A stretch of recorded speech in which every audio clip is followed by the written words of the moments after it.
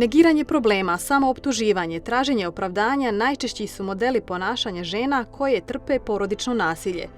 Kako izaći iz začaranog kruga nasilja za većinu žena je najveći izazov, u kojem je od presudne važnosti adekvatan i blagovremen odgovor društva i institucija.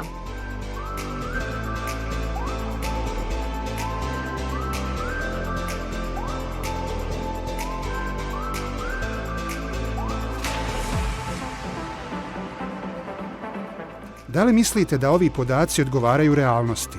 Žrtve nasilja ni na koji način ne mogu isprovocirati nasilje, niti uticati na njegov intenzitet i kontinuitet. Odgovornost za počinjeno nasilje je uvijek i isključivo na osobi koja čini nasilje. Nasilno ponašanje i nasilni obrasci ponašanja imaju veze sa uvriježenim uvjerenjima koje osobe, odnosno počinioci, gaje ili imaju prema drugom spolu ili prema drugim osobama. Gdje i od koga žene koje trpe nasilje mogu potražiti pomoć? Jedan od oblika pomoći ženama žrtvama nasilja jeste njihov boravak u sigurnoj kući, koja korisnicama i njihovoj djeci pruža privremeni siguran smještaj, ali i druge usluge, psihološko savjetovanje i emocionalnu podršku, zdravstvenu, pravnu te pomoć u traženju smještaja i zapošljavanju. Važnost sigurnih kuća, skloništa za žene i djecu koje imaju iskustvo nasilja jeste u tome što su usluge koje im se pružaju kreirane specifično za njih i odgovaraju njihovim individualnim iskustvima i potrebama. Vrlo je važno da žene sa iskustvom nasilja budu ohrabrene, da povrate izgubljenu snagu i da nastave svoj život u zajednici iz koje dolaze ili novoj zajednici.